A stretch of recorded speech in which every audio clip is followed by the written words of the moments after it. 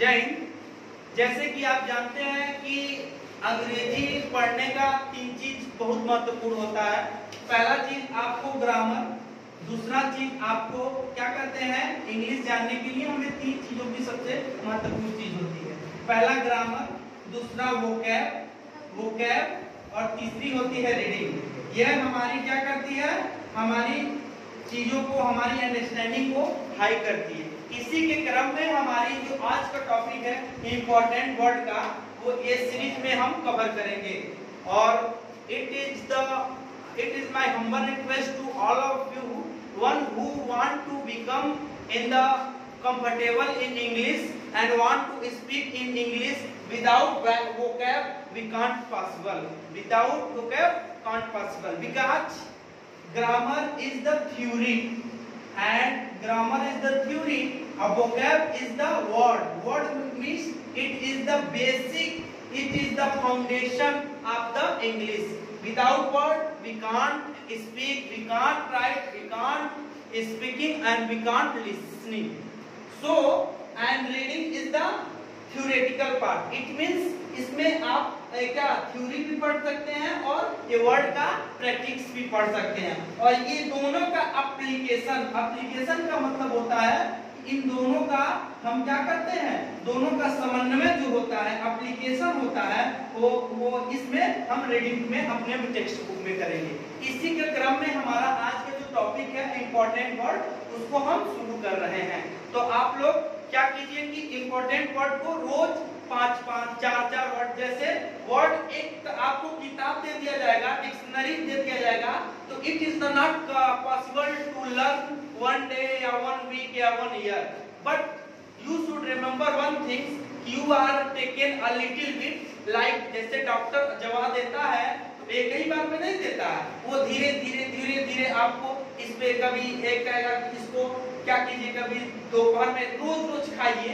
उससे क्या होता है, आपको वो क्या करता है, जो आपका रोधक क्षमता है, प्रतिरोधक क्षमता, वो आपको क्या करता है, बूस्ट कर देता है और हमारा क्या करता है, रोग सही हो जाता है। उसी तरह वोकैब है, मैं किताब दे दूं, मोबाइल आपके पास है, आजकल सोशल मीडिया का जमाना है, most of student who have already like Apple, iPhone etcetera, but उसको मीनिंग नहीं पता है, उसकी मीनिंग यूज नहीं पता है।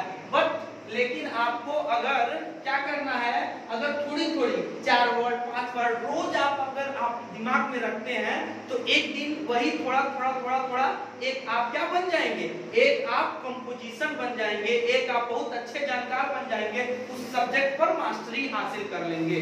तो आपसे मेरी यही रिक्वेस्ट है कि थोड़ी 2 वर्ड 4 वर्ड एक दिन में, जिस तरह आदमी खाना खाता है, खाना खाते में भी आदमी 2 वर्ड याद कर सकता है कि अच्छा फला का मतलब क्या हो गया, एडवर्सिटी का मतलब क्या हो गया, इसकी सिनोनिम्स क्या है, इसकी एंटोनिम क्या है, इसका होमोफोन क्या है। तो ये तो आने वाली सीरीज में हम आपको बताएंगे। लेकिन खैर आज का जो हमारा टॉपिक है इंपॉर्टेंट वर्ड की सीरीज में, हम आज को शुरू करते हैं।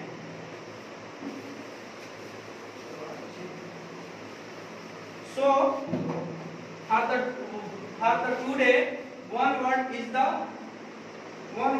we can say the fear। इसको क्या पढ़ेंगे, fear।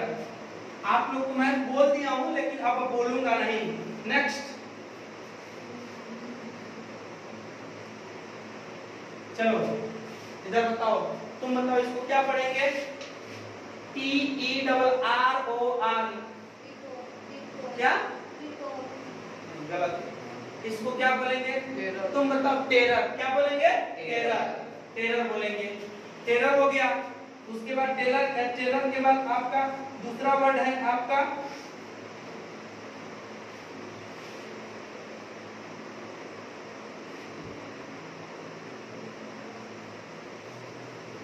आप बताइए कि आप क्या पढ़ेंगे, इसको क्या पढ़ेंगे, डेंजरस। क्या पढ़ेंगे, डेंजरस। एक सिंपल वर्ड है, आप लोग सब जानते होंगे। चलो तुम बताओ, अलार्म। क्या पढ़ेंगे, अलार्म। अब इसमें क्या आप कितने वर्ड आप जानते थे, अलार्म। डेंजरस, टेरर और फियर। एक तीनों शब्द का मतलब आप जानते होंगे और इसकी आप someone is the tell me कि इसको सेंटेंस में कैसे यूज करेंगे, कोई बताएगा? सोचिए, थिंक्स अबाउट कि जिसमें इन सारी शब्द को हम कर लें, अलार्म कर दें, टेरर कर दें या फियर कर दें। हाँ, क्या हो जाएगा?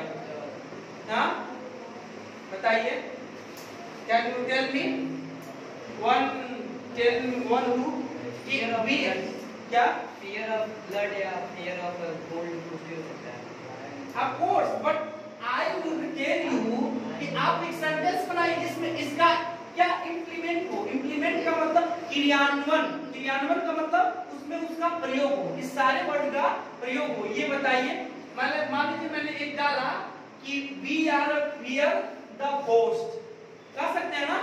We are the fearing the ghost, ये कर सकते हैं, वी आर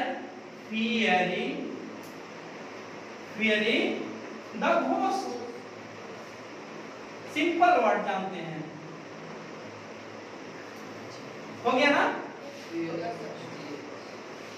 अब ये बताइए, आपका फियर मैंने यूज कर दिया ना कि हम लोग डरते हैं, किससे डरते हैं? घोस्ट, घोस्ट से डरते हैं कि नहीं डरते हैं? I am sorry for the spelling error because ghost, ये हो जाएगा घोस्ट।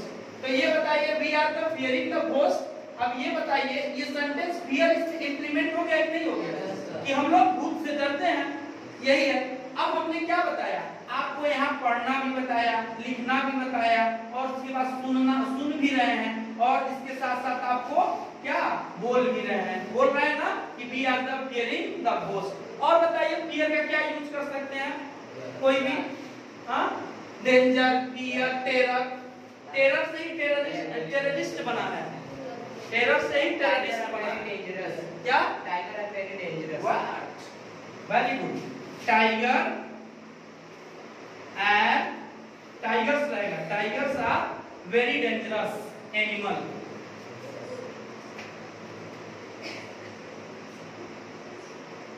Dangerous animals, animal. अब इसी को बढ़ा देंगे, that is the king of the forest, जंगल का वह राजा होता है। अब कहेंगे tiger is the very dangerous animal because that is the king of the forest, वो जंगल का राजा होता है, इसीलिए सब लोग उससे डरते हैं। अब ये इसका क्या हो गया? ये आपका ये इसमें इंप्लीमेंट हो गया। इंप्लीमेंट का मतलब इसमें आपने यूज कर दिया। तो please write down. Tripathi, do you understand? होगी आपकी, मैं वर्ब चैप्टर पढ़ा लूंगा तो वर्ब की चैप्टर की टेस्ट और प्लस ये क्या बोलते हैं वर्ड मीनिंग, ये दोनों की टेस्ट होगी। और जो फर्स्ट आएगा I will give you some prize, but I can't put से हम कुछ प्राइज रखेंगे क्योंकि मेरी फेवरेट जो स्टूडेंट होगा वही वर्ड जिसको समझ में आएगा, ग्रामर नहीं समझ में आएगा तभी चलेगा, लेकिन वर्ड को हमें जानना सबसे जरूरी होता है। ग्रामर समझ, ये बताइए किताब आप पढ़ते हैं, ग्रामर की आप मीनिंग नहीं जानते हैं कि क्या कहाँ एरर है, लेकिन अगर वर्ड टू वर्ड जानते हैं, इस वर्ड का मीनिंग, इस वर्ड का हिंदी, इस वर्ड का मीनिंग, तो आधा 80% आप क्या करते हैं, उस पर काबू पा जाते हैं।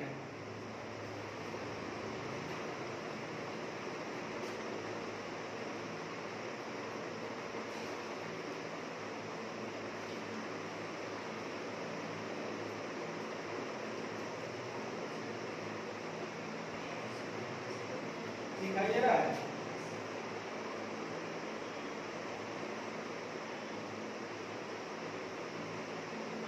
एक वर्ड और बता देंगे, इसके बाद हमारा थोड़ा सा move on the grammar section. Okay, we will discuss about the next topic, next verb, and कल हमारी वर्ब पे कुछ चर्चा हुई थी, उसी को कंटिन्यू करेंगे। Proceed, we will proceed again. देखिए जो किताब में है, किताब भी पढ़ा कीजिए भाई। आपके किताब में, हर किताब में एक जनरल सिलेबस लेकर चल रहा हूं। जनरल सिलेबस का मतलब कि आप में सब में आ जाएगा। इसके बाद हम मूव ऑन द टेंस पे चलेंगे, क्योंकि अब सोच रहे हैं कि लगे हाथ में मैं टेंस भी पढ़ा दूं, एक्टिव वॉइस पढ़ा दूं, लेकिन चार चीजें जब बचेगी, क्या? एडवर्ब, प्रीपोजिशन, कंजंक्शन, इंटरजेक्शन, ये चीजें जब बड़ा इंपॉर्टेंट ये बचेगी तो हम लास्ट में कवर कर देंगे। लेकिन इसी से रिलेटेड टेंस, तो टेंस पर हम थोड़ा सा इस पर डिस्कस कर देंगे। हो गया? Where is the tester? और सैटरडे हमारी स्पीकिंग की क्लास होगी। सब लोग दिल खोल कर कुछ तो कुछ बोलिए, जो अंदर है आपके वही तो बोलिए, और उसी को आपको निकालने की जरूरत है। हाँ, यूट्यूब का सहारा हो सकता है भाई, लेकिन सेकेंड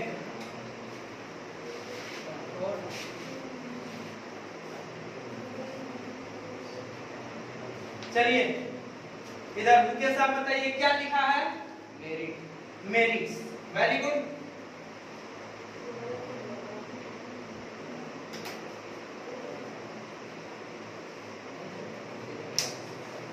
ये क्या लिखा है अमरीश? ये क्या लिखा है? GAIN, बताइए क्या पता है?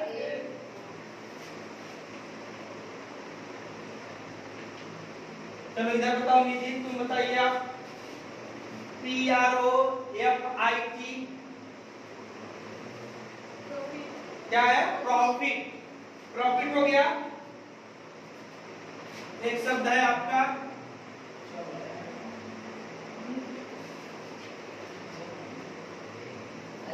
ये क्या लिखा है आप लोग बताइए?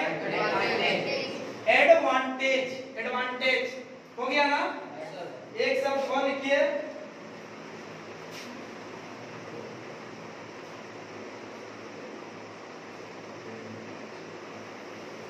ये क्या लिखा है?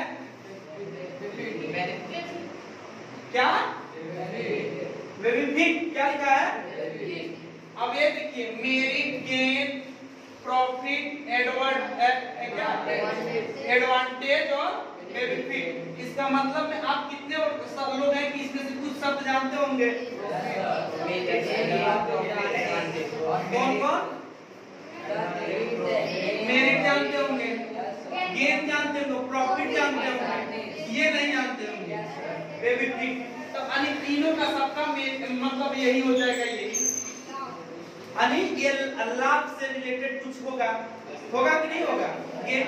अब इससे कोई बनाएगा हमारा कि मेरिट, मेरिट क्या होता है? इससे कोई सेंटेंस बनाए भाई? Don't make a noise during the class because we are already under the CCTV camera. तो बताइए इससे बताइए, इससे क्या क्या बनेगा? कोई शब्द बताइए जिसमें मेरिट आ जाए, गेन आ जाए, प्रॉफिट आ जाए, एडवांटेज हो जाए। एडवांटेज आ जाए, एडवांटेज को कोई यूज कीजिए। Sir, give any two advantage of both. क्या? Give any two advantage of both. बोलिए क्या लिखा है? Give any, give any any two advantage of both. Sir, T W हम आपका फ्रेमिंग नहीं समझ पा रहे हैं। फ्रेमिंग का मतलब होता है सब्जेक्ट कहाँ लगता है, वर्ब कहाँ लगता है, ऑब्जेक्ट कहाँ लगता है, ऐसे बनेगा। बोल रहे हैं ठीक है, लेकिन ग्रामर में कुछ सीक्वेंस चलता है, सब्जेक्ट वर्ब। अब एक ऐसा यूपीएससी मेरे वेरी हाई। हाँ, ऐसे करते हैं। UPSC has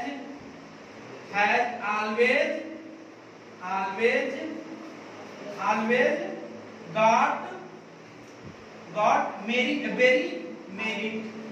very high merit। यानी जो यूपीएससी परीक्षा होता है, देश का सबसे बड़ी प्रतिष्ठित परीक्षा होता है, जो उसको कहते हैं, उसका नाम है union public service commission, UPSC. इसमें सबसे हमेशा इसमें क्या होता है, जब प्रीलिम्स की एग्जाम देंगे तो आप 100 नंबर का होता है, जिसमें 98-99 नंबर कट ऑफ जाता है। कट ऑफ का मतलब उतना नंबर पाएंगे तो आप परीक्षा कर देंगे। तो इसको कह देंगे कि UPSC has the always a got a very high merit. जो यूपीएससी हमेशा लेता है, बड़ी हाई मेरिट के स्टूडेंटों को क्या करता है, सेलेक्ट करता है, इस एग्जाम में करते हैं। ये भी हो सकता है UPSC, union public service commission, इसी से बनते हैं लोग आईएएस, पीसीएस नहीं, आईएएस कल बनते हैं, आईएएस, आईपीएस और IFS. IFS Indian foreign service, Indian police service, Indian administrative service. ये बनेंगे तो डीएम साहब बनेंगे, और ये बनेंगे तो आप क्या कप्तान, पुलिस कप्तान, एएसपी साहब बनेंगे, और इसको पास करेंगे तो आप भारत से बाहर जाकर नौकरी करना पड़ेगा।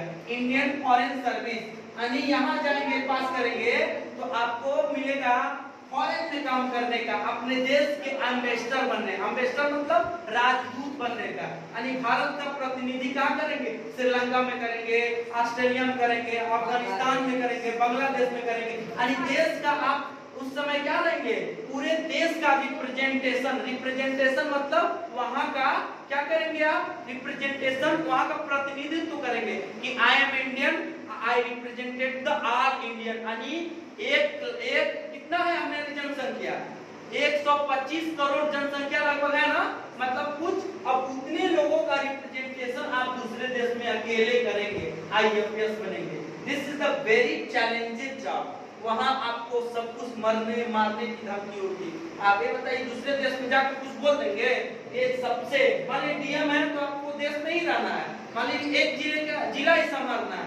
ये आईपीएस जो बनेगा एसपी, वो पूरे थाना कोतवाली को संभाल कर रखेगा, लेकिन जो आईएफएस होता है पूरे देश का रिप्रेजेंटेटिव। मान लीजिए आप लंदन में शिफ्ट हो गए, आपका ट्रांसफर लंदन में हो गया, सबसे मान लीजिए अफगानिस्तान में हो गया, तो आप तालिबानी है, सब कुछ नहीं बोलेंगे, दूसरे जाएंगे AK-47 दगा देंगे आपको, आप चले जाएंगे, आप रिप्रेजेंटेशन करते रहिए। तो this is the very challenging job of the under the UPSC. Please write down.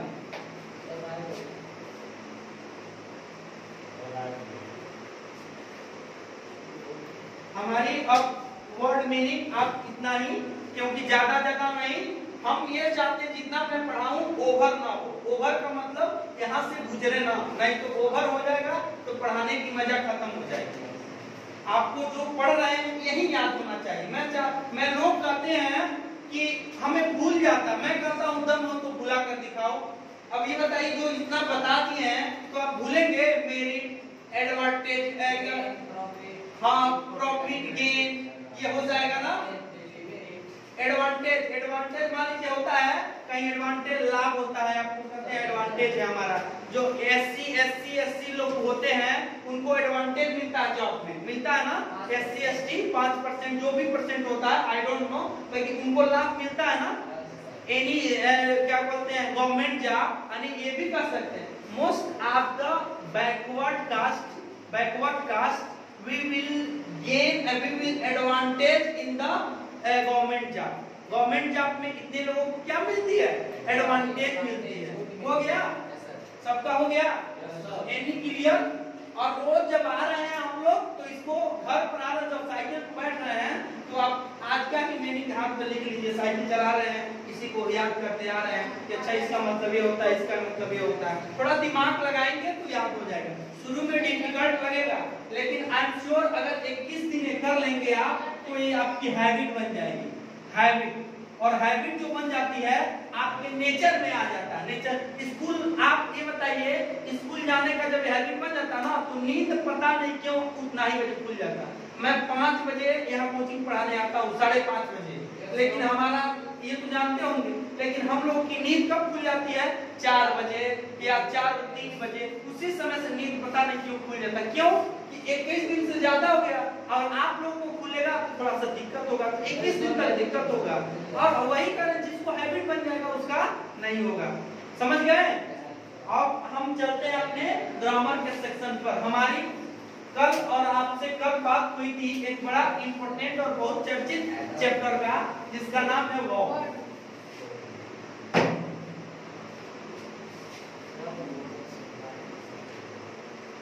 Verb हमने इसकी डिफिनेशन पढ़ ली थी। What is the verb, can you tell me? यानी वर्ब किसे कहते हैं, कोई बताएगा? Verb is the the State of being. State of being, verb is the very good. अब एक्शन को हमने क्या किया था, वर्ब को हमने क्लासिफिकेशन किया था। क्लासिफिकेशन मतलब वर्गीकरण किया था दो पार्ट में। एक पार्ट को कहते हैं हमने मेन वर्ब और दूसरे को क्या कहते हैं हम हेल्पिंग वर्ब कहते हैं। और हेल्पिंग वर्ब का एक दूसरा नाम था, बताएंगे? Auxiliary verb. और मेन वर्ब का दूसरा नाम क्या था? अरे प्रिंसिपल वर्ब। आणि अब कोई someone is the ask the question what is the main verb, what is the principal verb, तो principal verb क्या होता है इसको जानने का आप थोड़ा सा इसको जानेंगे। वर्ब क्या होता है, तो जिस वर्ड में एक्शन चीजें आती हैं, एक्शन मतलब ये होता है एक्शन चीजें आती हैं कि कोई एक्शन चीज होती है, जैसे उठना बैठना, ये सब क्या होता है मेन वर्ड। और जिसमें आपको क्या, आपको स्टेट ऑफ बीइंग बताना हो, क्या कहेंगे स्टेट ऑफ बीइंग, और एक शब्द और मतलब बताता और पोसेशन की भाव, यानी पोसेशन की भाव प्रकट होती हो तो उसको क्या कहते हैं हम हेल्पिंग वर्ब। यानी इसमें दो चीज आती हैं लेकिन मेन वर्ब में क्या आता है एक्शन वर्ब। तो यानी कोई आपसे पूछे मेन, यानी इसको आप सबसे पहले क्या कीजिए, अब बारी बारी से हम इसको पढ़ेंगे। तो आप अगर ये इसकी परिभाषा लिख दिए हैं तो इसको दो प्रकार के, अब आप लिखिए कि वर्ब दो काइंड ऑफ वर्ब या लिखिए टाइप्स ऑफ वर्ब। अब थोड़ा सा लिखने का भी आप लोग काम करते जाइएगा। हाँ, वर्ब का परिभाषा हो गया ना?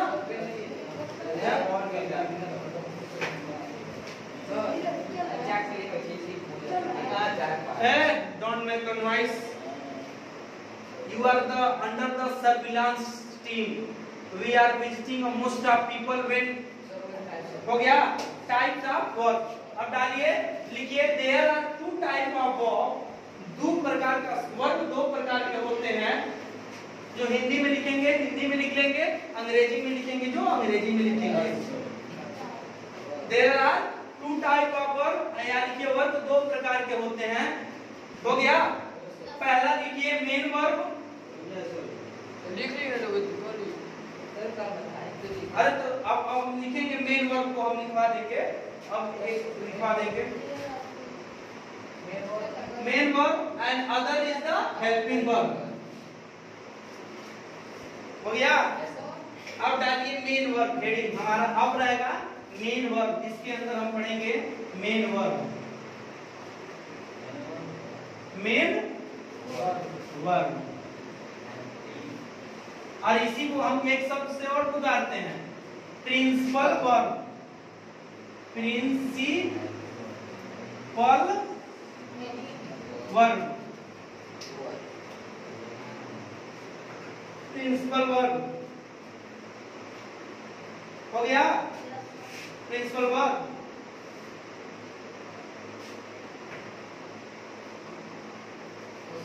प्रिंसिपल वर्ब हो गया।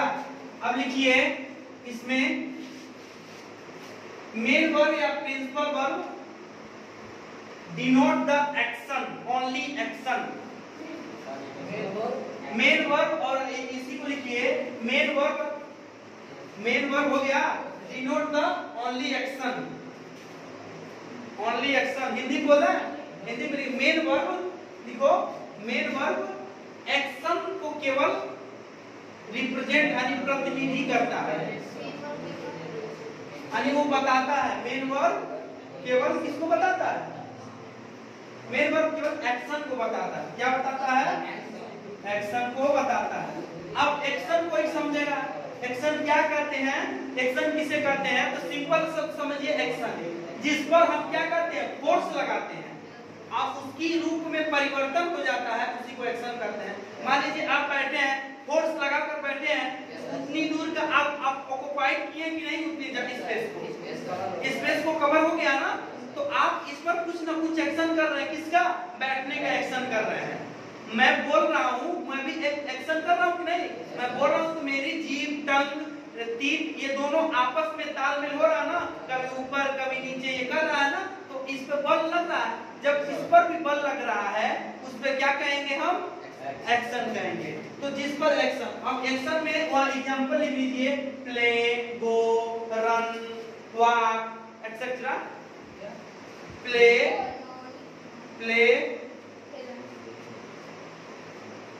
run,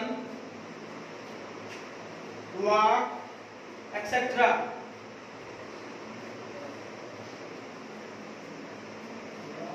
हो गया? etc.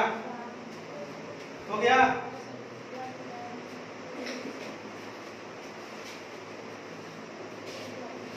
Thank you.